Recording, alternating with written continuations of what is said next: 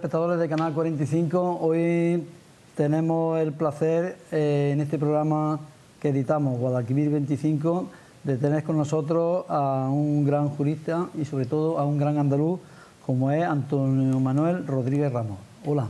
Hola, muy buenas, Manuel, encantado. Bueno, como ya he dicho, estamos muy contentos porque luego posteriormente insertaremos la extensa biografía que tiene y por problemas de tiempo pues vamos a seguir ahora mismo con la entrevista. Y quisiera empezar preguntándote, por ejemplo, Antonio Manuel, desde tu ya lejana infancia, ¿qué recuerdas que te motivaran profundamente para que te hayas enraizado tanto con la conciencia de tu ser andaluz? Porque tú, por encima de tus conocimientos y por encima de todo, yo que te conozco desde hace bastante tiempo, lo que percibo es que has asumido muy bien la esencia de lo que es ser andaluz, fuera de chauvinismo, de estereotipos, etcétera. Bueno, yo creo que un primer factor siempre determinante es tu entorno familiar. En mi caso fue determinante mi abuelo Antonio, el carbonero, mi abuelo anarquista.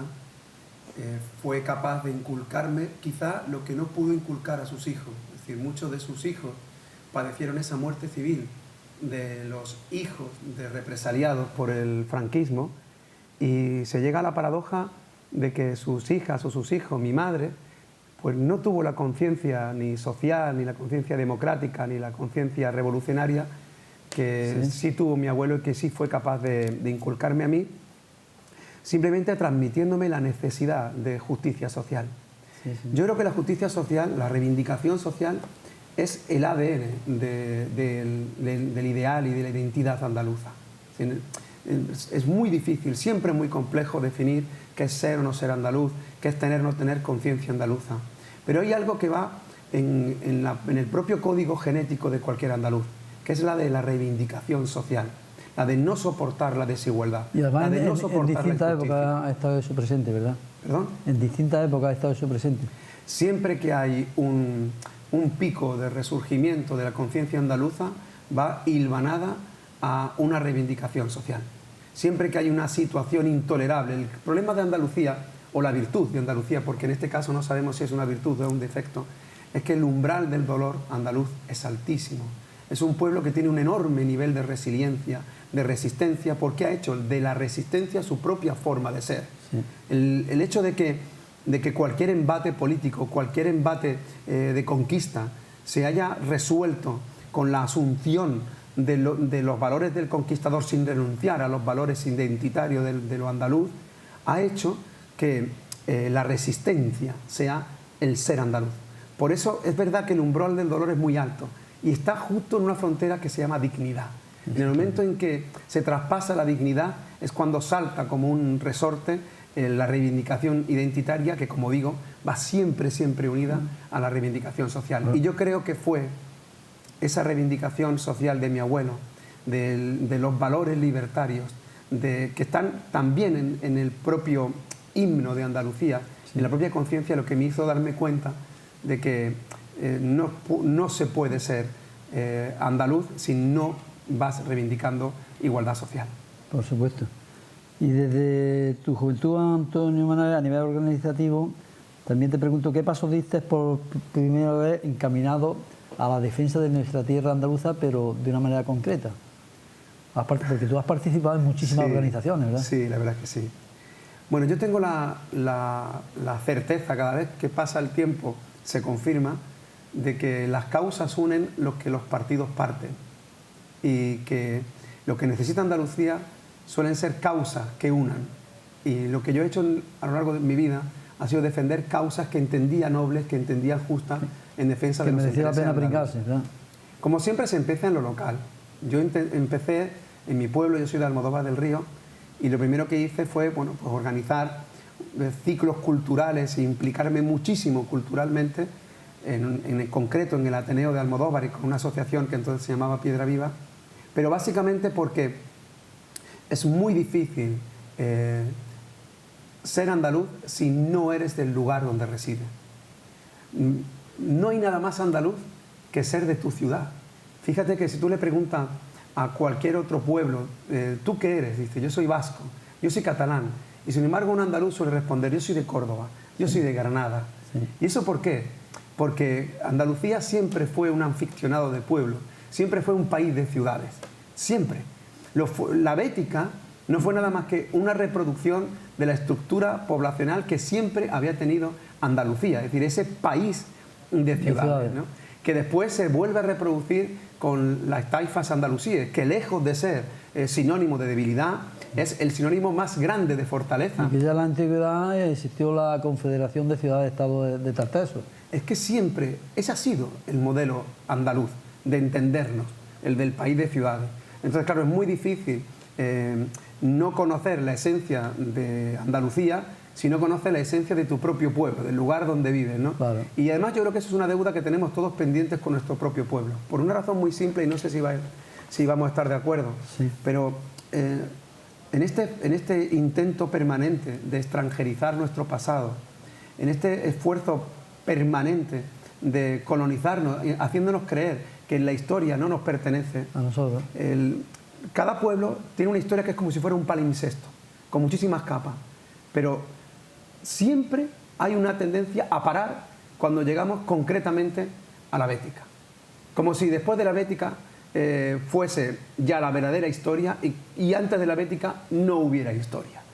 Y estamos pisando el suelo de Jaén, que igual que en el suelo de Córdoba, igual que en el suelo hasta la desembocadura del Guadalquivir, es decir, la cuenca Sí. del Guadalquivir, estamos hablando de los suelos milenarios poblados más importantes de la humanidad, sí. que tiene tal densidad de restos arqueológicos que apabulla. Pero sobre todo hay algo que a mí me llama la atención, Manuel, y es que el principal resto arqueológico está en la garganta y en el alma, son los sonidos. Sí. Y claro, cuando tú descubres que los sonidos milenarios son prebéticos, sí. Y que los nombres de los pueblos ya existían antes de la Bética, sí. O sea, esa evidencia no se puede negar. Otra cosa es que no queramos conocerla, pero no se puede negar. Pues yo empecé así, primero intentando rescatar la propia cultura de mi pueblo, de Almodóvar, pero a partir de ahí, pues la verdad que he estado implicado en muchísimas causas, pidiendo pues, la equiparación jurídica de los descendientes de moriscos con los descendientes de sefardíes, pidiendo que los moriscos andalusíes tengan derecho a conseguir el premio Príncipe de Asturias de la Concordia, como sí también lo tuvieron los sefardíes. Pedimos elecciones propias para Andalucía, que ahora se acaba de convertir en un elemento clave, crucial para entender por qué Andalucía es un pueblo distinto al resto de los pueblos del Estado, es decir, porque tiene un nivel de autogobierno enorme, entre otras cosas, porque elegimos a nuestros representantes en una fecha única y exclusiva para nuestro pueblo, y en fin, en muchísimas causas. Y tú, entre otras muchas cosas, eres doctor en Derecho, profesor de Derecho Civil de la Universidad de Córdoba, y a lo largo de tu formación académica, te pregunto, ¿has detectado si en los estudios académicos se tiene en cuenta o se imparte verazmente la idiosincrasia de Andalucía, la realidad de nuestro pueblo? Porque ese es un tema que tenemos pendiente, que la realidad de Andalucía, vamos, los conocimientos que yo tengo es que no se enseña en el sistema académico. Ni se enseña en la academia, ni se enseña en el bachillerato, ni se enseña en primaria. Y todo esto tiene que ver con una... ¿Tanto miedo nos tienen? ¿Por qué eso? Porque si supiésemos verdaderamente quiénes somos, habría que incorporar una pieza clave en la historia de la península. Y esa pieza desmontaría... Pues nosotros siempre hemos sido integradores, ¿no? Sí, pero Manuel, si me permite, sí. Lo que yo intento explicar es, si tú edificas un discurso intelectual y sobre ese discurso intelectual empiezas a amontonar libros, tratados, tesis doctorales, desmontar todo eso implicaría derribar montañas y montañas de biblioteca. Es decir, es derribar un sistema preestablecido, por más que la evidencia lo demuestre, ¿no? Entonces, ¿cómo se hace eso? Negando el conocimiento, negando el acceso a la epistemología. Ahora, eso no puede evitar nuestra ontología, es decir, lo que somos. Lo que somos lo vamos a seguir siendo, por más que tú nos intentes negar la forma del conocimiento. Ahora, lo que tenemos que hacer es intentar llegar al conocimiento. Y es muy difícil de hacerlo. ¿Por qué? Porque si vas a estudiar lengua castellana y comienza a partir de Gonzalo de Berceo, significa que estás negando la naturaleza andalusí y la hispanidad a, por ejemplo, Ibn Hazm. Si vas a estudiar filosofía y hay un salto desde Aristóteles y Platón a Santo Tomás y San Agustín, es porque está negando la hispanidad, es decir, la naturaleza andalusí, sí, a Averroes o a Maimónides. Claro. Y como eso es un fenómeno que ocurre permanentemente, yo suelo poner un ejemplo, si me permites, sí, es muy breve, pero creo que es muy elocuente, que a mí me pasó con mi hijo, y yo creo que todo el mundo lo va a ver y lo va a entender muy fácil. Mi hijo tenía un examen de historia sobre la Edad Media. Sí. Y entonces en el libro ponía, la Edad Media, en ese libro concretamente, sí, comienza con la caída del Imperio Romano y termina con el descubrimiento de América. Claro, yo le dije que lo de descubrimiento, más bien, otro día lo hablamos, ¿no? Sí, pero lo interesante es que en el libro, ya lo he dicho 3 veces, lo voy a decir varias veces, en el libro de texto que se edita en Andalucía y que estudian nuestras hijas e hijos andaluces, sí, dice que durante la Edad Media las clases sociales eran 3, la nobleza, el clero y el pueblo llano. Sí. Y al lado había una foto con un castillo, con un monje, con un caballero con su lanza. Y claro, yo le dije a mi hijo, abrigo, ¿no? Claro, pero yo le dije a mi hijo, porque probablemente todos los que me estén viendo y escuchando aceptan lo que le acabo de decir como una verdad incuestionable. Es decir, había 3 clases sociales, nobleza, clero y pueblo llano. Eso es en Londres, en París, pero en Córdoba no. En Córdoba, además de la nobleza, había emires, había califas, había cadíes. Además de clero, había clero mozárabe, había rabinos, había ulemas. Y además de pueblo llano, había escritores, filósofos, médicos, mujeres. En consecuencia, nos estás diciendo en un libro de texto andaluz que la Edad Media de Andalucía es la Edad Media del norte peninsular. Cuando aquí la sociedad estaba muy avanzada. Pero llega a tal grado el estar abducido que ni lo cuestionamos, que ni nos damos cuenta. Ese es el problema. La lobotomización de la historia de Andalucía hasta el extremo de que obviedades como la que estoy diciendo ni siquiera se tienen en cuenta. La gente se da cuenta, por supuesto. ¿Y por qué es tan importante defender la sociedad civil sabiendo que vivimos en una partitocracia? Porque no creo que vivamos en una partitocracia, y lo digo de corazón. No lo creo, sinceramente. ¿Pero no mandan los jefes de los partidos? Te digo esto, perdón que te interrumpa, porque, por ejemplo, hay intereses que defender en Jaén, y si un diputado, por ejemplo, del PP o del PSOE dice hay que votar esto, sí, no se atiene el diputado de Jaén a los intereses de Jaén, sino que vota a las órdenes del jefe del partido. Mira, entonces, por eso te digo, si no viviéramos en una partidocracia. Eso ocurre, pero porque hablábamos antes de cómo hemos acabado abducidos en una versión falsificada de nuestra historia. Sí. Pero también estamos abducidos en una versión falsificada de la democracia. ¿Ah, sí? La democracia no reside en los representantes políticos, reside en el pueblo que lo elige, que es una parte... Sí, en teoría sí, la soberanía popular. En una parte que es la democracia representativa y en la democracia participativa. El problema es que tú abdiques de esa responsabilidad. No hay un conglomerado de organizaciones sociales que ocupen ese espacio de democracia participativa. En mi opinión, Manuel, en mi opinión, antes de incluso delegar tu responsabilidad en asociaciones, plataformas, etcétera, primero tienes que tomar conciencia de quién verdaderamente eres tú. Y en la palabra político y la palabra ciudadano es la misma palabra, en latín y en griego. Sí. Ciudadano es el que pertenece a las civitas y el político es el que pertenece a la polis. Es decir, un político y un ciudadano es la misma persona. La misma persona. Somos nosotros los que hemos fabricado una brecha prácticamente insalvable entre los dos conceptos. O sea, si queremos recuperar el poder, lo primero que tenemos que tomar conciencia de que no hemos dejado de ser políticos. Y no a los políticos profesionales dejarle todo el cotarro. Claro, es que ese es el problema. El problema es, lo que me ocurre es siempre responsabilidad de otro. Bueno, es que ese otro está ahí porque tú estás tolerando que esté. Porque en realidad la soberanía no ha dejado de residir en ti. El problema es cuando uno abdica de ese concepto, hasta el extremo de convertirse en habitante. Ya no, fíjate, no es que no seas político ni ciudadano, sino que te acabas de degradar simplemente a un sujeto que ocupa un espacio físico. Pero los ciudadanos no ocupan espacios físicos, ocupan espacios políticos. en la medida en que tú tienes unos derechos como consecuencia también de unos deberes. Y el principal deber, por encima de cualquier otro, que es un deber irrenunciable, es no tolerar que haya un mal uso o una mala gestión de tu soberanía. Por tanto, una cosa que habría que potenciar es a las organizaciones sociales, o sea, potenciar en que esa participación no se delegue. Pero que no la haga, pero no esperemos a que lo haga el poder. Lo tienes que hacer tú. Entonces habrá una manipulación. Lo tienes que hacer siempre tú. Y yo creo tanto en la sociedad civil que siempre que ha habido un cambio político, siempre que ha habido cualquier cambio de cualquier signo, siempre ha sido consecuencia de movilizaciones ciudadanas. La transición democrática en España la dinamita la sociedad civil andaluza. Sí. No lo hacen los partidos, lo hace la sociedad civil andaluza.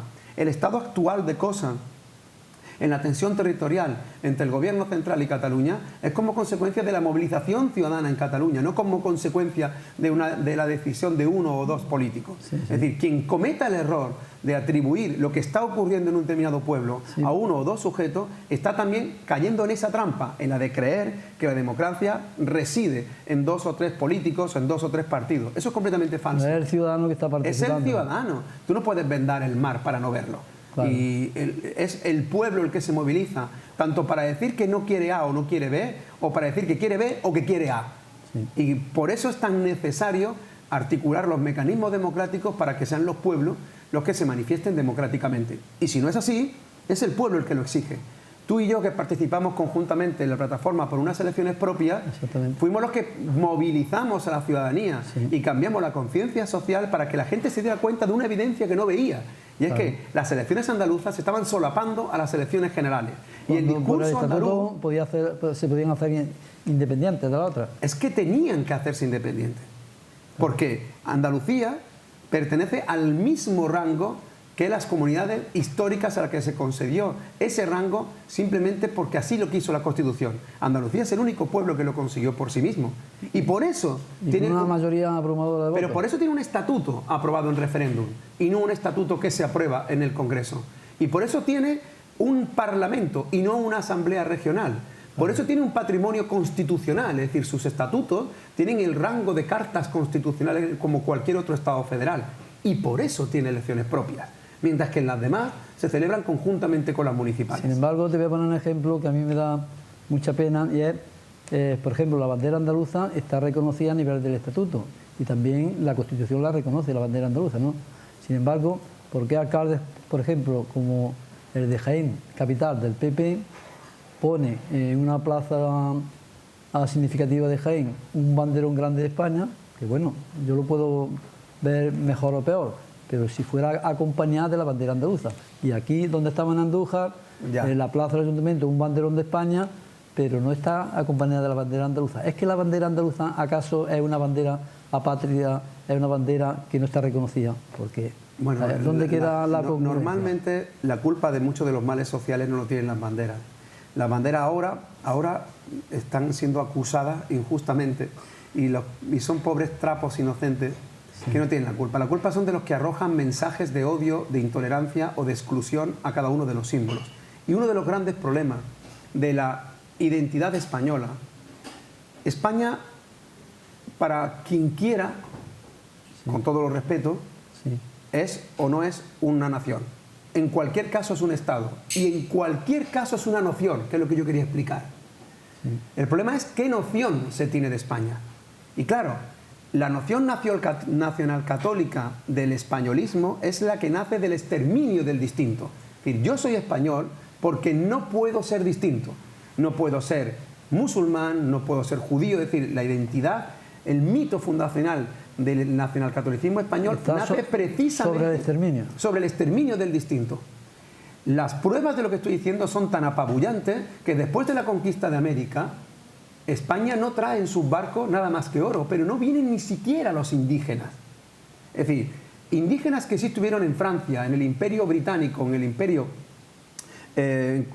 portugués, sin embargo, aquí ni como esclavos. Se negó la negritud. La negritud en Andalucía y en España, que ha sido permanente, se niega hasta el extremo de que acaban abdicando de su propia condición, llamándose a sí mismos morenos y desapareciendo del mapa. El gitano también es perseguido y negado. Se llega al extremo tan delirante de incluso colonizar con extranjeros Andalucía, como ocurrió hace 250 años con Luis I y con Carlos III, pero porque se desconfía de la propia población andaluza porque sigue siendo distinta. Y todavía, ahora, en el conflicto territorial que estamos viviendo, se acusa al otro de que no es español. El problema, cuando tú dices el tema de las banderas, es cuando se utilizan con naturaleza excluyente. Agresiva. Cuando por ser yo, no puedes ser tú. Cuando el ser español implica el no ser nada más que ser español.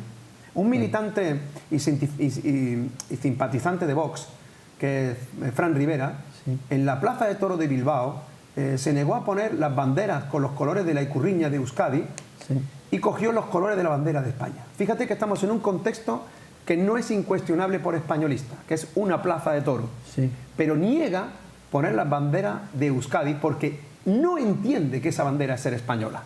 ¿Por qué? Porque para un españolista, es decir, para un fundamentalista español, para un nacionalista español, sí, no hay más identidad que la española y se niega todas las distintas. Por tanto es excluyente. Es excluyente. En el otro extremo está nuestra bandera, la andaluza, que no nace de la exclusión, sino de la inclusión. Yo soy no por negación de ti, sino por tu inclusión. Como decía Infante, en Andalucía no hay extranjeros. Sí. Nosotros somos como consecuencia del mestizaje de pueblos y culturas. Si yo soy lo que soy ahora, si yo pienso como pienso, siento como siento y hablo como hablo, es como consecuencia de miles y miles de años de cruce de cultura, claro, y cruce de identidades. En consecuencia, ¿cómo voy a ser excluyente? Claro, yo no puedo ser excluyente, por eso mi bandera no agrede, mi bandera no es ofensiva, mi bandera no va contra nadie. Pero es evidente que, repito, las banderas no tienen la culpa, pero quienes arrojan dentro de ellas como si fuese un basurero mensajes de odio, de exclusión, sí se equivocan. Por eso los andaluces somos tan abiertos, porque somos no excluyentes, somos integradores. Porque siempre lo hemos sido. Y ahora cambiamos de tercio, como suele decir en el costa, y te quiero preguntar, como amante de la música que sé que eres en este campo, o qué has hecho hasta ahora y qué te gustaría realizar en el futuro. Bueno, los temas musicales. A nivel personal, la música fue una etapa de mi vida que tenía que cumplir porque era con una deuda conmigo mismo, ¿no? La música siempre ha sido mi lenguaje natural, pero ahora mi compromiso con la música es más bien un compromiso con el flamenco y con los flamencos. Eso te quería preguntar a continuación, que el cante flamenco, que es la música nacional andaluza, aunque últimamente muchos se la quieren arrogar cuando está adquiriendo prestigio, y tú que eres un gran flamencólogo, dinos qué tienes que decir del flamenco. Mira, el flamenco... No la quieren robar incluso. El flamenco es sin duda la expresión más genuina de la identidad andaluza. Fíjate que el flamenco se canta en andaluz y de memoria. O sea, no se puede cantar ni siquiera en castellano. Sí. Se canta en andaluz. Y se canta de memoria, es decir, no se canta, ni se toca, ni se baila con partitura. Sí. En consecuencia es producto de la herencia de generaciones en generaciones. Pero luego hay dos datos que me parecen muy emocionantes vinculados con los flamencos. Y es que las dos palabras, los dos términos que lo definen, incluyen el dolor y lo sagrado. Sí. Es ay y ole. Porque ole de tanta persecución y tanto palo como... Ole es el nombre de Dios en árabe. Sí. Es Allah. Allah. La expresión más genuina hispana es el nombre de Dios en árabe. Sí. Y es la expresión más flamenca. Si tú coges y unes o cruzas las dos ecuaciones que acabo de decirte, es decir, si se canta en andaluz, se canta de memoria, tiene incrustado el dolor y lo sagrado, cuando el nombre de Dios, no importa el Dios que fuese, se pronunciase en árabe, porque era lengua vehicular, poco importa si el Dios era el judío, el cristiano o el musulmán, sí. Estamos hablando de que incuestionablemente el origen de los flamencos no puede estar en los Países Bajos, tiene que estar en Andalucía. Y ya lo decía el Infante, flamenco, campesino sin tierra. Fela es una expresión bellísima en árabe, que no solamente significa campesino, también significa bendición. Es la misma palabra y prácticamente el mismo sonido. Sí, sí. Pero no es exactamente mengú, es ¿no? Menkub. Menkub. Voy a explicar por qué. En árabe hay dos grados de expropiación. Cuando a uno le quitan lo que tiene, lo material, se denomina mindún. Mindún. De ahí viene la palabra mindundi, que es el que no tiene. Sí, O expresiones populares como mendondo, Mendondo. que es el que no tiene. Pero cuando te quitan lo que tienes y lo que eres, es decir, cuando la expropiación no es solo de lo material, sino también de lo inmaterial, cuando te prohíben hablar en la lengua que hablas, rezar al Dios que rezabas, vestir como vestías, entonces te convierte en un marginado, en un excluido. Y esa palabra es menkup. Menku. Entonces, Cela Menkup es o el campesino marginado o la bendición del marginado. En cualquier caso, la vinculación de lo flamenco a la marginación es incuestionable. Además, una cosa, yo que tengo más años que tú, he llegado a ver en mi infancia, como en las tabernas ponía, se prohíbe el cante flamenco. Sin embargo, el pueblo, cuando estaba el flamenco perseguido, siempre lo ha apoyado, pero a muerte. Sí, la persecución del cante es curioso, ¿eh? es muy interesante, pero porque con el tiempo he ido descubriendo una especie de arqueología de los hondos. Yo creo que la gran verdad de los flamencos Sí. no solo se contiene en su música o se contiene en sus letras que han sido suficientemente investigadas por la flamencología y que merecen muchísimo respeto, sino se encuentra en el origen de las palabras. Porque las cosas existen cuando se nombran y solo cuando se nombran existen. El primer acto jurídico y social que se hace con un recién nacido es ponerle un nombre. Bueno, es impensable, es imposible que todo el universo sonoro de los flamencos fuese innominado, que pasara de generación en generación sin nombre. Sí, claro que tenían nombre. Lo que hay que buscar es el origen genético de la palabra. Sí. Voy a ponerte un ejemplo para ti y para todos los oyentes. La palabra seguirilla.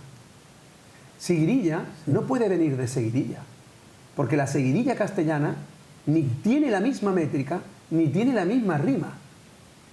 Los andaluces, los flamencos, hemos dicho siempre seguirilla. Seguirilla. En árabe hay una palabra que se pronuncia exactamente igual, es siquiría. Siquiría. La siquiría es la embriaguez, la que te traspasa, La que te transporta. la que te transporta. En realidad el componente sagrado que he dicho antes con el ole, que tiene lo hondo en lo flamenco, es tan bestial que la persecución del cante es porque en el fondo escondía sufismo popular, marabutismo, es decir, persecuciones concretas de herejías, incluso islámicas, es decir, un mecanismo de resistencia de la religiosidad popular. Entre ellas, el poder cantar para evadirte, lo que se llama la samá. Un ejemplo es... Y desahogarte. Y desahogarte, pero una de ellas es la seguirilla. Si empezáramos a usar lo mismo con los demás palos, nos llevaríamos una sorpresa descomunal. Sueta es sonido. Gania, caña, es Sí. canción. Canción. Salá, soleá, es oración. Oración. Y curiosamente la soledad es casi el palo más sagrado del flamenco. En ¿no? realidad hay dos grandes palos sagrados, a mi juicio, vinculados con lo litúrgico, Sí. no tanto con la religiosidad popular, Sí. con lo litúrgico. Es decir, con la oración misma. Sí. Son la salá, es decir, la llamada a la oración, que se ha contenido en la soleá, y luego, quizá es una sorpresa, el martinete. El martinete natural, es decir, el que se canta... Se lo atribuyen a los gitanos, ¿no? Es que hay un momento en el que los flamencos se agitanan, es decir, se convierten en étnicos. ¿Por qué? Porque todo este cúmulo popular de marginados que permanecen y no se quieren ir, que mantienen pellejo adentro toda la religiosidad popular, que olvidan la lengua madre, pero no olvidan determinadas palabras o determinadas expresiones, o lo que hacen es que las encriptan en sonidos que se le parecen, Sí. llega un momento en que, como marginados que son, acaban uniéndose con el demás magma de marginados, que son los negros. Pensemos que solamente en Sevilla y en Cádiz, más de un 10% en el siglo XVII era población negra. Y los negros también rezaban a un dios. Claro. Y también tenían un arrastre de su propia lengua y un arrastre de su propia cultura que también se impregna en los flamencos. Y luego, por supuesto, los gitanos. Y ahora la reflexión es la siguiente. Si llega un momento en el que eres perseguido por ser distinto religiosamente, cuando al final eres igual religiosamente, ¿cómo te pueden perseguir? ¿Cómo se demuestra que de pellejo adentro yo soy judío o soy musulmán? Andalucía ha hecho un ejercicio de resistencia brutal aparentando lo opuesto. Por eso en Andalucía hay tanta hipérbole de catolicismo, porque es un mecanismo de supervivencia. Sí. Pero más que hipérbole de catolicismo, lo que hay es un ejercicio de antisemitismo. Es decir, yo tengo que demostrar por todos los medios que no soy musulmán y no soy judío para evitar ser quemado y perseguido por la Inquisición.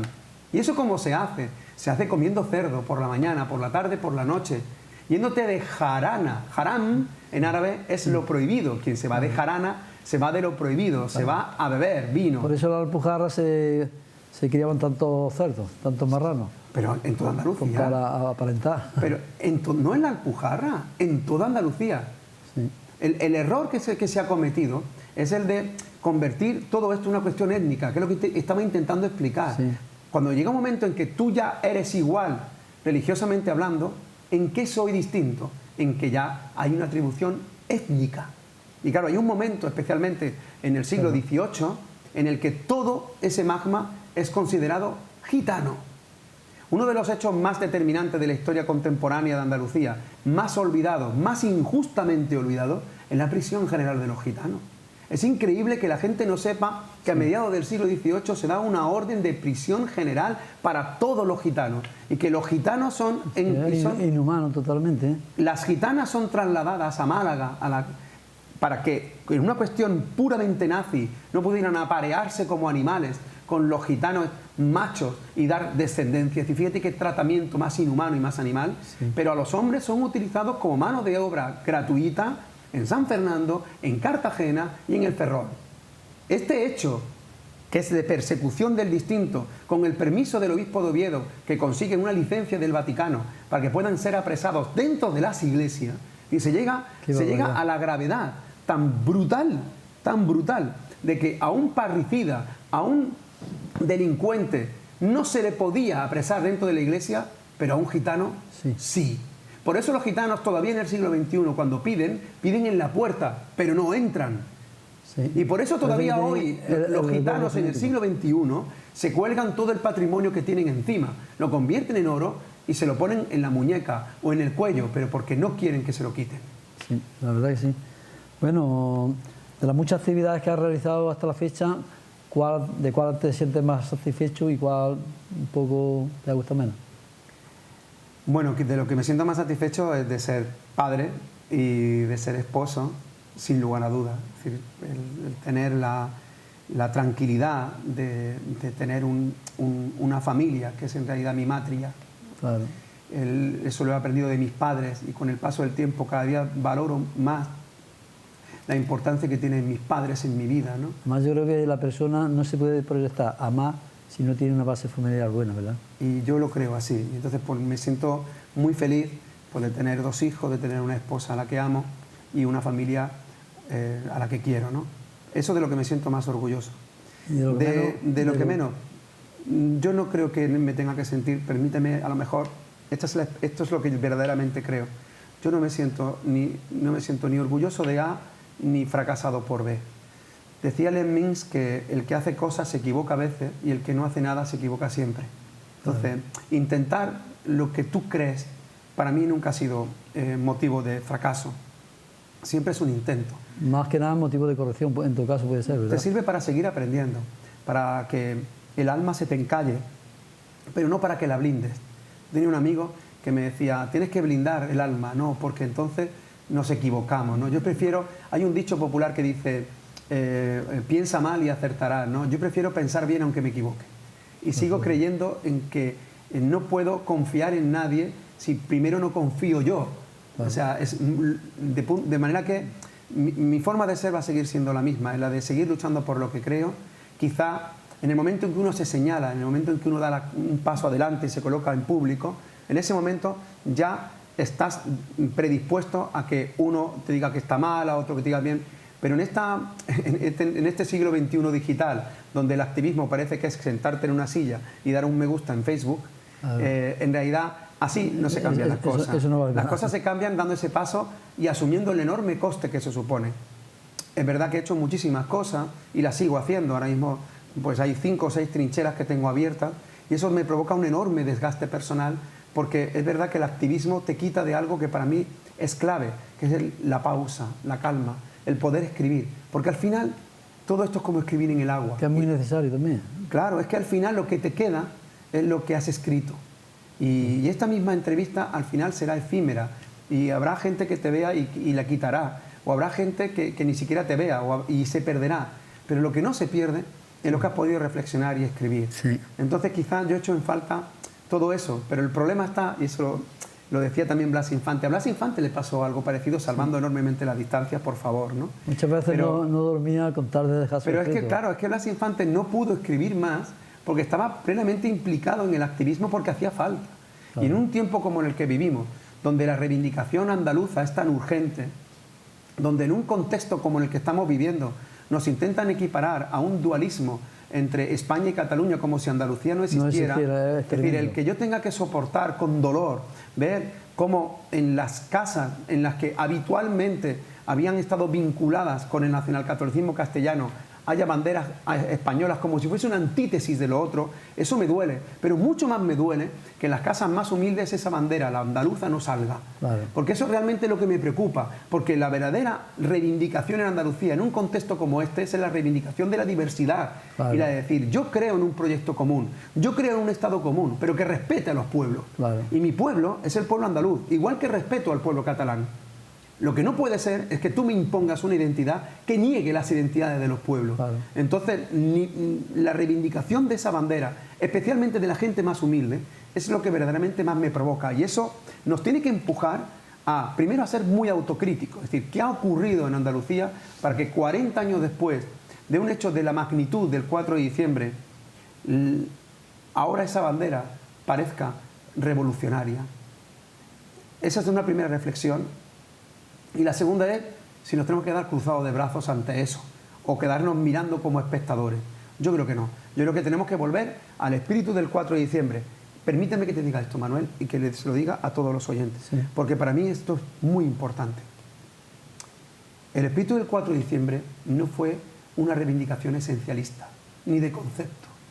La gente que reivindicó el 4 de diciembre autonomía para Andalucía no estaba cuestionando si Andalucía era o no era una nación, si quería o no quería la independencia, si quería o no quería, no. La gente que ponía la bandera andaluza en un balcón no sabía si era un Estado federal, confederal, no lo sabía. Lo que sabía es que esa bandera era la esperanza, porque sus males provenían del centralismo y provenían de la dictadura. Y tenían muy claro que frente a la dictadura, democracia, y frente al centralismo, Andalucía. 40 años después del 4 de diciembre no podemos caer en el error del esencialismo, sino que tenemos que volver a una reivindicación unitaria, mirarnos a la cara y fijarnos en lo que nos une y no en lo que nos diferencia. No ponernos en los matices de si yo no estoy de acuerdo porque el Estado es federal, confederal, porque yo entiendo que es una nacional histórica, no lo es. No, no, ahora mismo Andalucía está verdaderamente en peligro. ¿Por qué? Porque no existe en el debate. Y va a haber una reforma constitucional, sí o sí. Y en esa reforma constitucional, Andalucía no solamente es que no tiene que estar, es que debe ser protagonista. ¿Y por qué tiene que ser protagonista? Porque hay una barricada que no se puede saltar, que es el patrimonio constitucional que ya conseguimos. Somos el único pueblo de la península, el único pueblo del Estado que se levantó para exigir el mismo trato que a las primeras. Eso es así. Todo el que diga una cosa contraria está mintiendo. La publicidad institucional de la Junta de Andalucía en el referéndum del 28 de febrero era: queremos ser iguales que las primeras. Eso es lo que decían literalmente los carteles. Entonces, nosotros no pedíamos igualdad para todos los territorios, porque la igualdad va en nuestro ADN. Si nosotros no queremos ser... No, más que nadie. Lo que queríamos y lo que queremos, lo que tenemos que seguir defendiendo es que en un contexto de una España federal... Que no nos ponga a nadie por encima. Exacto. Andalucía está como sujeto federal y eso ya lo tenemos conseguido. Que ahora mismo la gente no entienda lo que es federal, me parece muy bien. Me parece muy bien. Bueno, Blas Infante decía que habría que ir a una república confederal ibérica dándole entrada incluso a Portugal. El contexto histórico de Blas Infante es diferente, como fue distinto desde la Junta de Andújar y como es distinto desde Motamid. Las cosas hay que verlas en el tiempo actual. y hay que actualizar los mensajes. El concepto de federalismo que utilizaba, en efecto, Blas Infante era mucho más cercano al de Proudhon y era mucho más cercano a los conceptos clásicos confederales. Pero en el siglo XXI vivimos en un contexto radicalmente distinto, lleno de interdependencias globales. Vivimos en un mundo globalizado. Nuestros hijos hace 50 o 60 o 70 años jugaban a unos juegos solamente aquí y ahora están viendo videojuegos que se juegan en cualquier parte del planeta. El fenómeno globalizador es tan culturicida y tan ecocida que la única forma de luchar contra él es reivindicar la diferencia. Y estamos en un momento clave de la historia y los andaluces tienen que estar a la altura de la historia. Entonces no podemos caer de dejarnos abducir, dejarnos manipular por una recentralización, es decir, vamos a cambiar el Estado recentralizándolo. Eso es un error histórico. Permitidme que diga algo que creo que es muy importante. Se ha acusado injustamente al Estado de las autonomías en el momento de la crisis.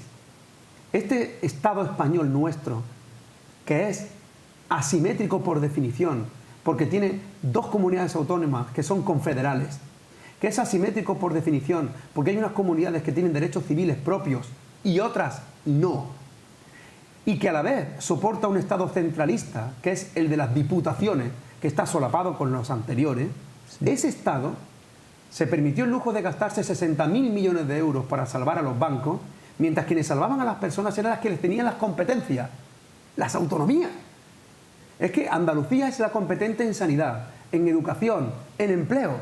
Y mientras la gente se estaba tirando por el balcón porque no podía pagar la hipoteca de su casa, quienes salvaban en ese momento a las personas eran las comunidades autónomas que eran las que tenían las competencias.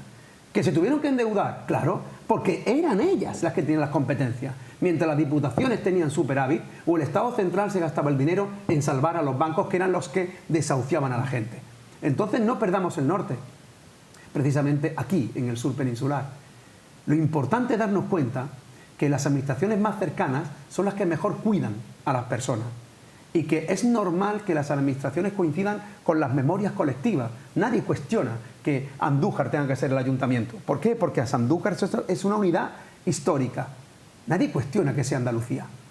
Pero que las competencias de Andalucía vuelvan a centralizarse y que tengamos que pedir el carné de la Seguridad Social a Madrid o tengamos que pedir las becas a Madrid, eso es una involución que Andalucía no puede tolerar. Bueno, y seguimos. Háblanos, Antonio Manuel, de los cursos que has dirigido en la Universidad Córdoba, el valor de la cultura en la sociedad de la información, y de Córdoba y Tombuctú, el viaje al pasado y al presente, la identidad cultural andalusí. ¿Cuáles fueron sus conclusiones? Bueno, en realidad es ahondar un poco en el mensaje del que estábamos hablando antes, ¿no, Manuel? Sí. En la necesidad de incorporar a los programas de la universidad lo que la universidad ha excluido. En la Facultad de Derecho, donde se estudia Historia del Derecho, nuestros alumnos tienen un manual de aproximadamente 1000 páginas y se estudian las usaches de Baleares y se estudia el fuero juzgo y se estudia el fuero de Segorbe y no leen una línea del derecho que rigió en el lugar donde viven durante más de 8 siglos. Claro, el derecho andalusí no se enseña nada, ¿no? Es realmente sorprendente hasta dónde llega la amputación, no ya de nuestra memoria, sino de la historia desde un punto de vista académico. Y el sobreesfuerzo que tenemos que hacer los ciudadanos y los universitarios por incorporar todos estos elementos al discurso académico. Porque claro, si el profesor no lo sabe, ¿cómo lo va a enseñar? Entonces, claro, yo creo que eso es uno de los grandes males, una de las grandes consecuencias derivadas de un vacío del estudio de Andalucía en los últimos 40 años. Sin embargo, ha quedado algo en biblioteca, porque un investigador amigo mío de las Casillas de Martos me pasó algunos artículos sobre el derecho del agua en la Andalucía medieval, refiriéndose a Al-Ándalus, que por cierto no tenía desperdicio, es una maravilla. No, es fundamental. No, de hecho, cuando tú estudias la forma en la que hablábamos, la forma en que escribíamos, la forma en la que pensábamos o la forma en la que administrábamos los bienes, entiendes muchísimas cosas. Por ejemplo, la propiedad. Las unidades de cada municipio eran la aljama. La aljama más o menos es la distancia que recorría un rebaño, ir y volver en un día desde el núcleo jurídico, político y religioso, que era la mezquita aljama. Lo interesante es que dentro del aljama había dos tipos de propiedad. Estaba por un lado la propiedad privada, que es la mamluca. De ahí viene una expresión muy popular que es tener manduca, que es tener dinero, que es tener propiedades. Sí. Esa es la propiedad privada. Pero junto a la propiedad privada estaba el harim, que eran propiedades comunales. Esas propiedades comunales eran básicamente las propiedades de los huertos y también la gestión del agua. ¿Por qué? Porque hacía falta que la ganadería, pensad que la civilización andalusí es esencialmente urbanita, porque es heredera de la bética. Sí. Es decir, la gente no tenía los animales en sus casas, eso es una cosa que viene después con la conquista castellana, ¿no? Sí. La gente va a comprar la carne al zoco, luego la carne está fuera, está en otro sitio. Lo que está aquí son los huertos, son los árboles, y lo que no se quiere es que la ganadería los pise, ¿no? Claro. Pero lo más interesante, y por eso estaba explicándote esto, es que más allá de la mauta, más allá del aljama, está la mauta, que es la tierra muerta. Y la tierra muerta hace que el pasto, el fuego y el agua sea dominio público, sea de todo el mundo. Más allá del aljama, todo es de todos. Y se permite y se tolera la posesión en la medida en que se vivifica. Es decir, la tierra es de quien la trabaja. Por eso en Andalucía prácticamente no hay nada que esté despoblado o que no esté cultivado. ¿Por qué? Porque se toleraba la posesión. Con lo que yo acabo de explicar, seguro que muchos de los que me están escuchando acaban de entender por qué se hacen las romerías o los peroles fuera del núcleo urbano. ¿Por qué? Porque esa tierra es de todos. Y porque la leña es de todos. Y porque el agua es de todos. Todo el mundo. Y porque ahí no me puedes acusar. Cuando se produce la conquista, las medinas, que es asombroso cómo se les ha quitado el nombre, llegamos incluso al delirio de quitarse el nombre en Córdoba. Es decir, el barrio que circunda la mezquita de Córdoba se llama Judería. Como si vivieran todos las Medinas de Córdoba. Sería la Medina Judería, claro, pero ¿cómo van a ser? Todos los que viven alrededor de la mezquita son judíos, ¿no? Bueno, hasta ese nivel de amputación y de...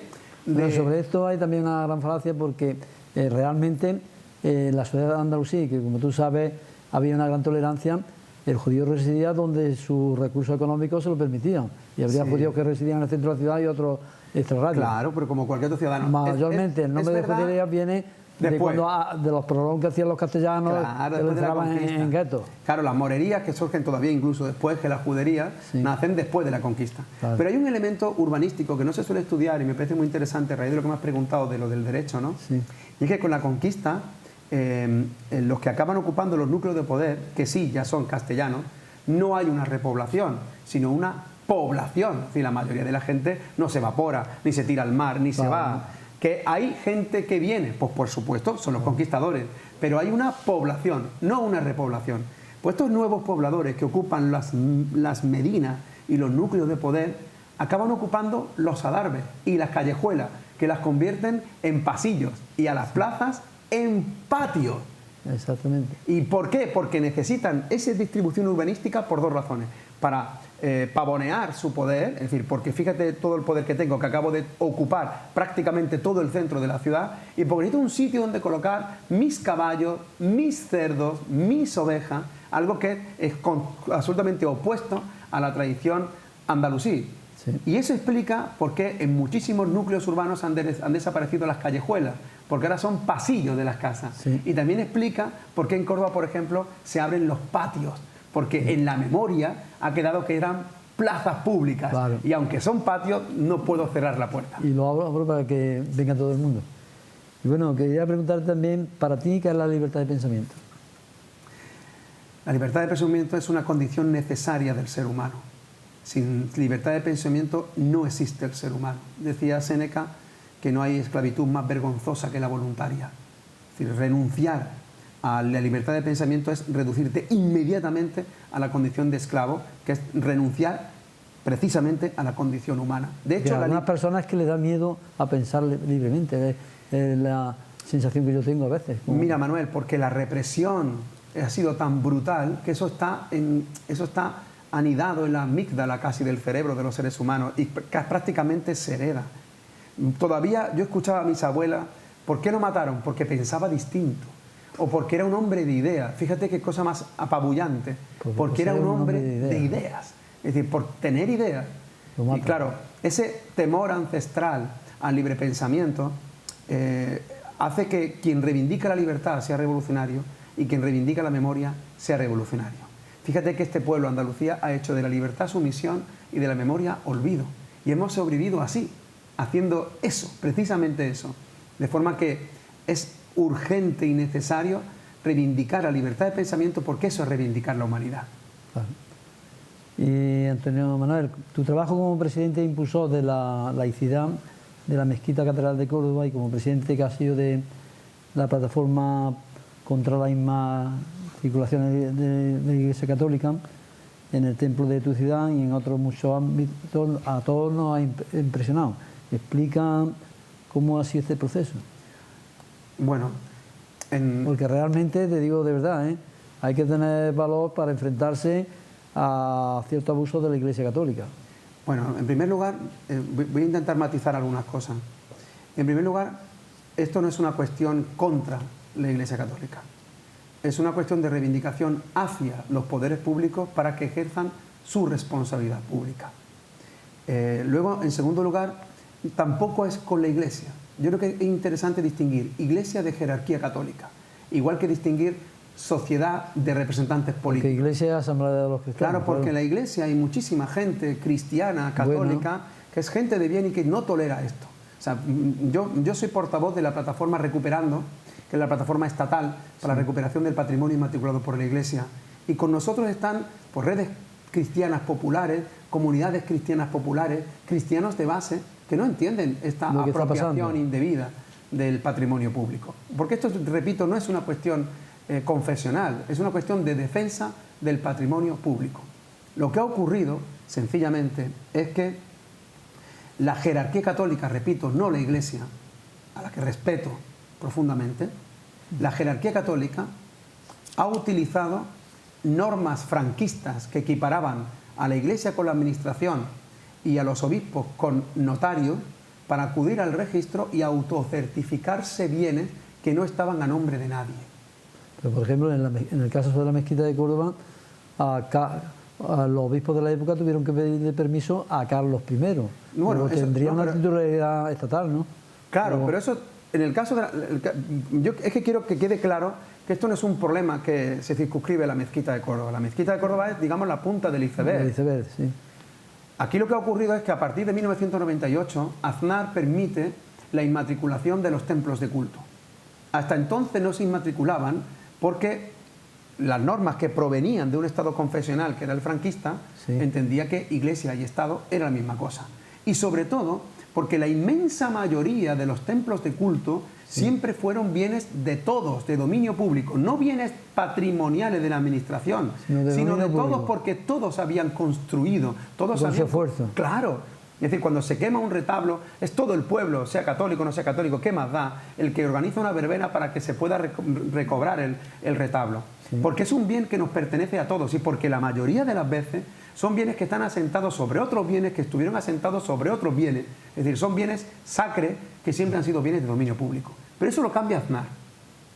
La reforma de Aznar no es inconstitucional por sí misma, porque la Iglesia, igual que tú, igual que yo, tiene derecho a registrar a su nombre lo que pueda ser suyo. El problema está en que tiene que acreditar que es suyo. Y eso es lo que no ha hecho, sino que ha utilizado dos normas claramente inconstitucionales, que así lo ha declarado el Tribunal Europeo de los Derechos Humanos hasta 3 veces, y ha utilizado normas inconstitucionales para acudir al registro y apropiarse de bienes que no estaban a nombre de nadie. No solo la Mezquita de Córdoba o la Giralda de Sevilla, con el nombre de dependencia anexa de la catedral. También lo han hecho con el santuario de la Virgen de la Cabeza y ha despedido a su junta para que no pudiera ser impugnada. Se ha apropiado de calles, se ha apropiado de plazas, de locales comerciales, de viviendas, de cocheras, de establecimientos comerciales. Y eso, creo yo, es mi opinión, está a años luz del discurso del Jesús de los tobillos sucios, del verdadero Jesús cristiano, que decía que no entraría un rico en el cielo, que era mucho más fácil que pasara un camello por el ojo de una aguja. Porque, y como decía San Lucas, no se puede honrar a la vez a Dios y al dinero. Yo no soy anticatólico, yo no soy anticristiano, no soy antimusulmán, no soy antijudío. No, soy plenamente respetuoso con todas las confesiones. Pero hay una confesión que nos ata a todo, que es la Constitución española. Y esa ley, que es el único libro sagrado que nos une, dice que la Iglesia no es el Estado. Y como la Iglesia no es el Estado, los obispos no se pueden comportar como si fueran funcionarios Notario. públicos. Y no se pueden apropiar de bienes por su sola palabra. Que demuestren que lo son. Y si el bien le pertenece, por supuesto que se respete. Pero alguien me puede decir por qué se han apropiado de bienes de dominio público y han cometido, además, la osadía de cambiarle el nombre. Sí, porque pusieron las papeletas para los turistas catedral nada más. Solo catedral. Negar la mezquita. evidencia arquitectónica de algo que es conocido universalmente como la mezquita es realmente de un intento de castellanización, es el último intento de conquista. Y me parece un error gravísimo, pero repito que no es un problema confesional, es un respeto de respeto a la ley y de respeto al patrimonio público. Estamos hablando de que el portavoz de la Conferencia Episcopal, en un programa en el que yo coincidí en la cadena SER con Ángel Barceló, sí, reconoció haber inmatriculado más de 40.000 bienes en España. 40.000 bienes, además de valor incalculable. Eso convierte a la Iglesia Católica en un Estado dentro del Estado. Verdaderamente un paraíso fiscal dentro del Estado, porque además son bienes por los que no paga impuestos, y lo que me parece más grave, ni siquiera declara. O sea, grave es que no tributa, es decir, que no sea un ciudadano como tú y como yo, que colabore, porque la caridad es horizontal, perdón, es vertical, es de arriba a abajo. Pero en una sociedad democrática no queremos caridad, queremos justicia. Es decir, que todo el mundo pague en proporción a lo que tiene. Y lo que no puede ser es que este fenómeno, que solo pasa en España, es decir, la Catedral de Lisboa del Estado de Portugal, la Catedral de París es del Estado de Francia, la Catedral de Colonia es del Estado de Alemania. Esta apropiación de bienes públicos genere además millonarios ingresos por los que ni siquiera se declara. Ni cotiza. Y esa es la gravedad. Pedir que la Iglesia Católica, como cualquier otra personalidad jurídica dentro del Estado, declare lo que ingresa. Luego ya veremos si tiene que pagar o no, eso es otro debate, pero por lo menos declarar lo que ingresa, como hace cualquier otro ciudadano, Por tanto, como y que bien has dicho, justifique que el bien que está inscrito a su nombre verdaderamente le pertenece, como cualquier otro ciudadano. Pedir eso no es un discurso anticlerical, es simplemente una reivindicación democrática. Y de justicia, por supuesto. Bueno, pues esperemos que eso vaya adelante y al fin se lo hagan reconocer si la jerarquía de la Iglesia Católica no lo quiere reconocer. Bueno, Antonio Manuel, ¿qué es para ti Andalucía? ¿Te duele que la mayoría de los andaluces la conozcan tan poco, sepan casi nada de su historia, de su profunda identidad?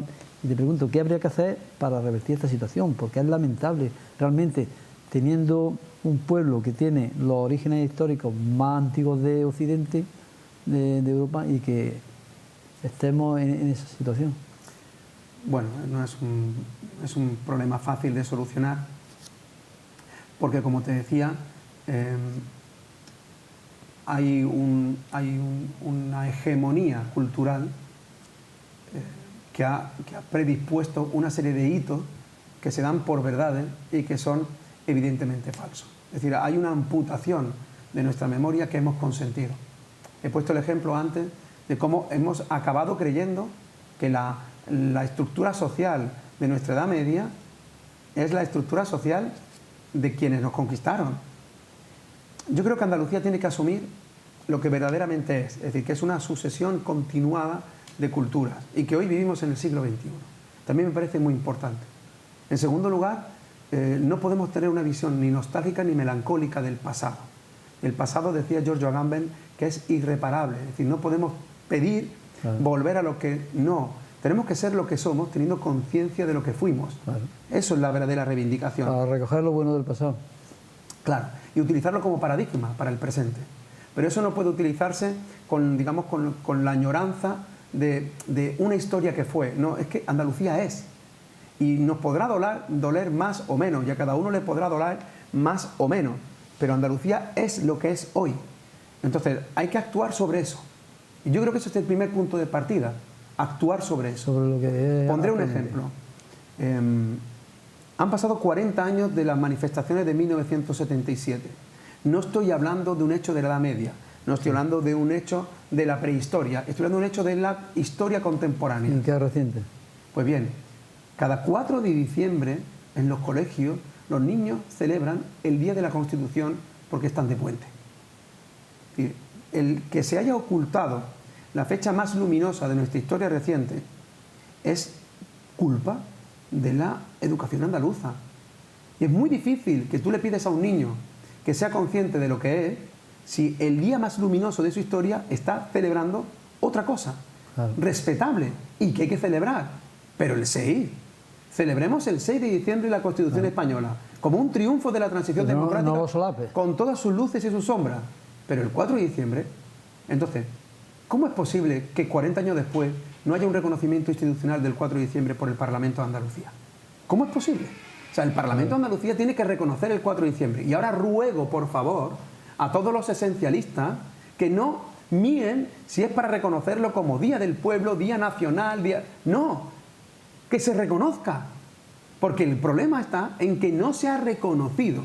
Y porque uno de los grandes problemas que ha padecido Andalucía ha sido que se ha fagocitado el ideal político de dos maneras. Uno, convirtiéndolo en algo orgánico que muere. Si todo lo que se convierte en orgánico muere, claro, como morimos nosotros. Si tú un ideal lo contienes solo en una marca política, si muere la marca política, muere el ideal. Claro. Eso es un gravísimo error. Claro. Y el otro, el convertir el ideal prácticamente en un tesoro, en un santo grial intocable. Es un gravísimo error. Ahora más que nunca hay que pedir a todas las personas que creen necesaria la importancia de Andalucía en lo que vaya a construirse en el Estado, que busquen lo que nos une y no lo que nos diferencia. Empezando, por ejemplo, por el reconocimiento del 4 de diciembre. Exactamente. Bueno, tú eres un gran especialista en los moriscos, que fueron los últimos andaluces o andalusíes que tuvieron conciencia de su identidad. Sufrieron, como sabes, un hostigamiento cruel por el poder español de la época, y tú, precisamente, yo tengo constancia de ello, eres un gran especialista en ese tema. Háblanos de ello y a sus descendientes acreditados que viven en otros países, ¿cuándo se les va a conceder la nacionalidad como se ha hecho con los sefardíes? Bueno, es una pregunta muy importante, porque hablar de los moriscos es hablar de nosotros. Este es el primer punto de partida. Hablemos de nosotros. Hablemos de quiénes somos. Porque cuando se habla del exilio de los moriscos, hay un momento en la historia en el que el morisco acaba siendo un grupo étnico. Voy a intentar explicarlo con muchísima normalidad. Sí. Se conquista Andújar. Hay mucha gente de Andújar que se queda en Andújar. La inmensa mayoría. Vale. ¿Por qué la inmensa mayoría se queda en Andújar o por qué la inmensa mayoría se queda en Córdoba? Porque quienes acompañan, por ejemplo, a Fernando III en la conquista de Córdoba son berberiscos. Voy a poner un símil, probablemente el más acertado, pero es para que se entienda. Sí. Quien acompaña a Fernando III son la Guardia Mora de Franco, son extranjeros. La gente se equivoca en la asociación inmediata de ser musulmán con ser extranjero. Motamid, que es andalusí y que es musulmán, pide ayuda a los reyes castellanos porque viene un enemigo común, que son los almorávides. ¿Quiénes son los almorávides? Extranjeros. Y hispanos andalusíes y hispanos castellanos que no comparten religión, comparten el mismo suelo y comparten el mismo enemigo. Claro. Entonces, muchísimos conquistados en Córdoba no se van al reino que les regala Zawi, Fernando III, para que se permita el nacimiento de Granada. ¿Por qué no se va? Porque es un reino extranjero, porque es el que me ha conquistado. ¿Que es musulmán? Sí, pero extranjero. También los franceses invaden España y pueden ser cristianos. ¿Y qué? Son extranjeros. Son extranjeros, claro. La inmensa mayoría no se va. La inmensa mayoría se queda. Y con el tiempo acaba convirtiéndose al catolicismo. Entonces, los que no tienen apenas diferencias étnicas, es decir, los que han sido andalusíes de toda la vida, en una segunda o una tercera generación son ya castellanos y son cristianos nuevos, sin apenas diferencia de los cristianos viejos.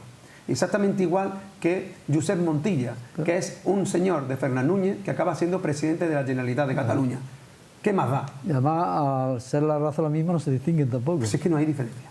No hay diferencia étnica. Pero cuando me pregunto a los moriscos es porque ya, fíjate la distancia entre el siglo XIII y el siglo XVII. O sea, ya son 4 siglos después. 4 siglos después sí que es verdad que hay un grupo más reducido de personas que han permanecido en la península, que han resistido a pesar de su conversión. La aculturación. Se han convertido al catolicismo, han cambiado de nombre, pero se desconfía de ellos. ¿Por qué? Porque se teme a que recen distinto. todavía cuando se habla a la gente, cuando la gente habla bajito, dice, ¿qué estarán rezando? Sí, Como sí. un símbolo de desconfianza. Sí, o, cuando, de recuerdo a del pasado. o cuando un niño no está bautizado, dice, ¿todavía está morito? Es decir, ese reconocimiento de que el sustrato era todavía el andalusí, Sí.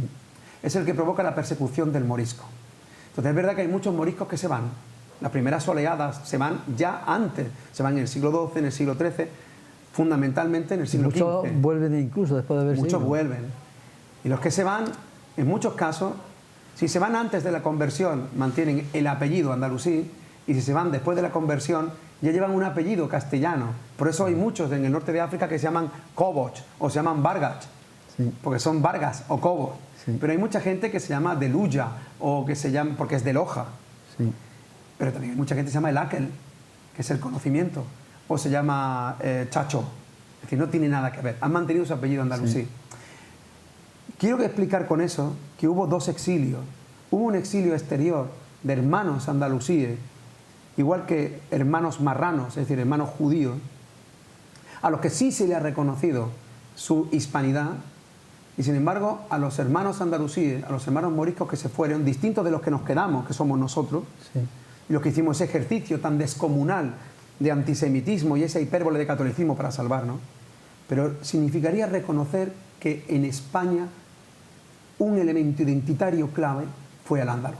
Y eso es lo que no quiere la hegemonía cultural. Es que no se ha reconocido no quieren todavía, ¿eh? reconocerlo, no quieren reconocerlo. Y se llega a la esquizofrenia de que los tres monumentos más importantes que señalan el triángulo mágico andaluz, el más visitado por cualquier extranjero, son la Mezquita de Córdoba, la Alhambra de Granada y la Giralda de Sevilla. Que Es decir, son andalusíes. Y pertenecen al arte iberoandaluz. Y es precisamente. lo que se niega. Es decir, esto no es nuestro y sin embargo es nuestro. Es el Estado español el que tiene que resolver esa esquizofrenia. Nosotros no.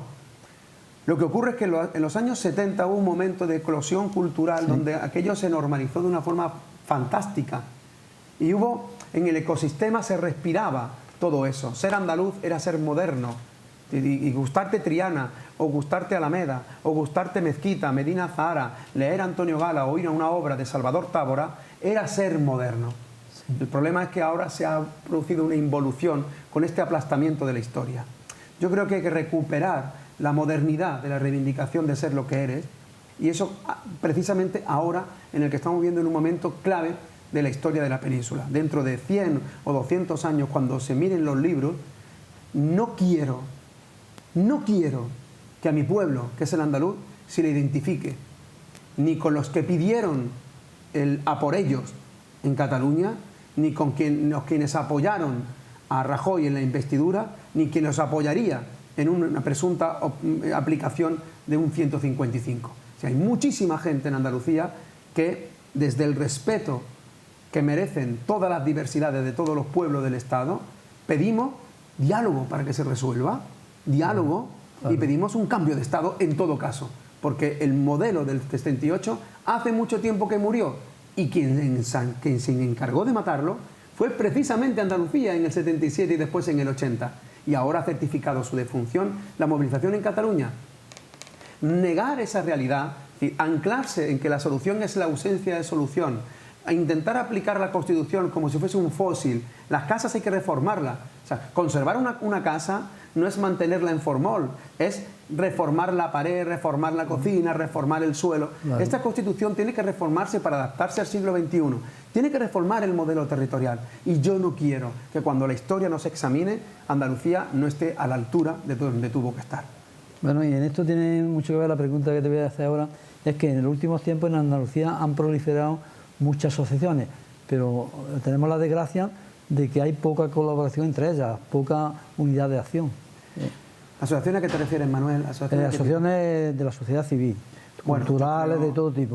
Yo no creo, la verdad. Yo soy presidente de la Federación... Bueno, es que quizás pecamos de exceso de individualismo, ¿no? Bueno, eso va en el ser andaluz, ¿no? Decía el cantador, dice, en Andalucía somos tan individualistas que al cantador le estorba el guitarrista, ¿no? Eso es verdad, que nuestra esencia es muy libertaria. Pero yo no estoy de acuerdo con todo eso, sinceramente. Yo creo que no tenemos ojos para vernos a nosotros mismos. Es decir, la movilización que ha habido en Granada, en mayoritaria, para exigir que no hubiera un desdoble en los hospitales, sí, o para exigir que no se desplace la Ciudad de la Justicia, la sede judicial. Sí, había una unidad de acción, ¿eh? Pero es que había unidad de acción. ¿Cómo que? Pues claro que ha habido unidad de acción. Y las mareas han sido una unidad de acción sin precedentes. Y stop desahucio y todo lo que se ha movido para evitar... ¿Cómo que no? Claro que sí. El problema es nuestra obsesión de creernos que las causas tienen que ser orgánicas. Ese es el problema. Ese es el error. Repito, las causas unen lo que los partidos y las organizaciones parten. Y ahora hay una causa de primer nivel que hay que salvar. Y esa causa tiene nombre propio y en mayúsculas, se llama Andalucía. Por supuesto. Bueno, nos quedan dos preguntas, vamos a ir ya terminando. Bueno, te pregunto un tema porque también es de mucha actualidad. Antonio Manuel, en el campo político has participado recientemente en una candidatura del partido Podemos y te pregunto, ¿reconoce este partido de Andalucía como nación histórica? Hasta ahora, que sepamos, no le ha dado voz en el Congreso de los Diputados y te pregunto, ¿por qué te decidiste participar en esa candidatura? Bueno, porque tengo entendido que una sección de Podemos Andalucía está intentando que se le dé voz en las Cortes, pero por lo visto desde el centro de Podemos no... Vamos a intentar explicar algo que para mí me parece fundamental y es dejar claro que una ideología como el andalucismo no es orgánica. Lo que estoy diciendo creo que es muy importante. Sí. Uno de los grandes males que padeció el partido andalucista fue precisamente el que se le cayera la ideología. El partido andalucista muere el mismo día que nace, el día que se le cae la S. Claro. Porque el Partido Socialista Andaluz tenía lo que es esencial en cualquier marca política, la ideología, el ser socialista. Cuando se le cae la S, permite un continente en el que el único elemento común es Andalucía. Pero me quiere decir en qué dirección, sin base. ¿En qué dirección ideológica? ¿Eres progresista o conservador? ¿Es indiferente que puedas pactar con la derecha que con la izquierda? ¿Es lo mismo? No, yo creo que eso cometió un gravísimo error que convirtió el andalucismo en dos cosas. En primer lugar, en una miscelánea muy difícil de entender y en segundo lugar, con una asociación equivocada con un elemento conservador. Sí. Ahora ya no existe un elemento orgánico y entonces el andalucismo se ha convertido en lo que siempre fue, una ideología, igual que el ecologismo, igual que el feminismo. Y yo no entiendo partidos... Que puede tener muchas variantes. En el siglo XXI no puede haber un partido que se considere progresista que no defienda la diversidad frente a quienes defienden la homogeneidad. Quienes levantan la bandera de la unidad de España están defendiendo la homogeneidad de España. Lo que están pidiendo es la defensa del nacionalcatolicismo, es decir, que se hable en castellano y se rece de rodillas. Y hay muchísima gente que creemos que el Estado tiene que ser otra cosa, tiene que ser un respeto a todo tipo de diversidad, empezando por la diversidad cultural de los pueblos. Claro. Es decir, hay que ser andalucista, que es la defensa de la diversidad en Andalucía. ¿Y eso quién lo puede representar? Incuestionablemente no el Partido Popular, para mí, incuestionablemente no Ciudadanos, que está pidiendo una recentralización cada día mayor y que ha hecho un sorpaso descomunal con el Partido Popular, y en Andalucía durante muchísimo tiempo ha estado gobernando el PSOE. Yo siempre he creído que hace falta una alternativa, y ahora esa alternativa tiene que provenir de una fuerza que tenga un discurso netamente andaluz. Yo acepté presentarme a unas primarias y después renuncié a presentarme a las elecciones, porque lo que quería, junto con un compañero del alma, que es José Luis Serrano, que llegó a ser portavoz, presidente del grupo parlamentario en el Parlamento andaluz, quería que fuese la voz andaluza, de la misma manera que las convergencias de Podemos en Valencia, en Euskadi, en Cataluña o Galicia. Que tenga Podemos una convergencia en Cataluña que tiene voz propia, aquí no. Bueno, yo creo sinceramente que en ese aspecto Podemos Andalucía ha avanzado muchísimo. O sea, Podemos Andalucía es ahora, junto con Izquierda Unida, quienes defienden un discurso más cercano al andalucismo de izquierda. Lo que ocurre, repito, es que el andalucismo es un elemento transversal y hay muchísimos militantes, probablemente del PSOE, que son andalucistas y otros que no lo son. Hay militantes de Podemos que probablemente lo sean y otros que no. Lo importante no es eso. Yo no voy a cuestionar qué partido es más o menos andaluz en este caso, porque creo que no es mi papel. Yo estoy hablando ahora como Antonio Manuel, estoy hablando la persona física, ¿no? Representante de ninguna institución. Antonio Manuel, como persona, cree que es el andalucismo ideología el que debe estar en la primera línea de actuación en cualquier partido hoy andaluz que se considere de izquierda y que tenga una estructura interna federal o confederal. Si no, sería incoherente consigo mismo. Por supuesto. Y bueno, pues acabo ya con una pregunta doble. Por un lado, aunque esta ya la hemos analizado, la ha analizado, el tema catalán, que está al rojo vivo, y sobre todo, pues despídete de los televidentes de Canal 45 con lo último que quiera decir. Bueno, creo que del tema catalán ya hemos hablado bastante antes. El tema catalán es un tema que no ha nacido ahora, es un tema histórico que proviene precisamente del segundo intento de exterminio de la diferencia en la historia de España. El primero se produce en 1492 con la conquista de Granada, y cuando se crea el mito fundacional de que no se puede ser español si no eres católico. Y después, con la llegada de los Borbones, fíjate qué paradoja, que tanto Carlos I, que es belga, como Felipe V, que es francés, son considerados reyes españoles. Y sin embargo no son reyes españoles, pues Boabdil o Motamid o Abderramán, que son reyes que nacieron... Hasta los tuétanos. Exactamente, ¿no? Pero es curioso que en ese segundo intento, con los decretos de nueva planta, lo que intentan los Borbones es trasladar el modelo centralista y homogéneo de Francia al modelo español. Y se equivoca, porque España siempre ha sido diversa, siempre lo ha sido. Sí. Y es algo que tienen que tener claro precisamente quienes ahora están levantando la mano, cantando el cara al sol, sí, o ondeando banderas fascistas. Porque fue Franco, el dictador, sí, el de la Una Grande y Libre, el que concedió los fueros civiles a Cataluña en 1960, a Galicia en el 61, a Navarra, a Baleares, a Aragón. Es decir, las diferencias las concede Franco porque esas diferencias siempre han existido por derechos de conquista. En consecuencia, el que Cataluña se colocara enfrente de quien intentó exterminar la diferencia cultural es simplemente un movimiento natural de quien defiende la diversidad. Lo que ocurre es que después todo esto es muy complejo, pero como todos sabéis, la pérdida de las colonias porque lo presentan España, como que los catalanes están contra España. Claro, porque ya hay muchos catalanes que están en contra del Estado español, porque ya hay una desafección, porque, y negar eso es equivocarnos. Bastante. Es decir, ya hay más de 2,5 millones de catalanes que han roto emocionalmente con España. Pero porque desde el centralismo se ha provocado también. Yo, sinceramente, en un contexto como este, esta entrevista, yo tengo mi opinión personal, pero quiero colocar sobre la mesa lo que es incuestionable. Es que eso es un hecho incuestionable. No es la voluntad arbitraria, ni golpista, ni delincuente de unos cuantos sujetos. No, no, no. Son más de 2,5 millones de personas que se han desafectado de España. Pero es que en Cataluña hay más de 2,5 millones de personas. Es decir, hay hasta 7 millones. Sí. En consecuencia, eso necesita una solución. Y la solución no puede ser la imposición de una identidad. ¿Por qué? Porque Cataluña siempre se ha manifestado en contra de la imposición de una identidad. Y porque Cataluña es cosmopolita. Yo tengo la inmensa fortuna de viajar a Cataluña todos los años al menos 2 o 3 veces. Voy invitado por las casas andaluzas, es decir, conozco la realidad de los emigrantes andaluces y estoy invitado por los Ateneos de Cataluña porque soy el presidente de la Federación de los Ateneos Andaluces. Es decir, conozco la realidad del catalanismo y la realidad de muchísimos andaluces que se han encontrado sin lugar a donde atenerse precisamente por un discurso tan radicalizado. Digamos las cosas como son. Hay una tensión que interesa a los dos polos y que se retroalimentan. Mientras más tensa la cuerda del independentismo catalán, más crece el nacionalcatolicismo español y a la inversa. Pero hay muchísima gente en medio, que lo primero que tenemos que hacer es aceptar esa realidad.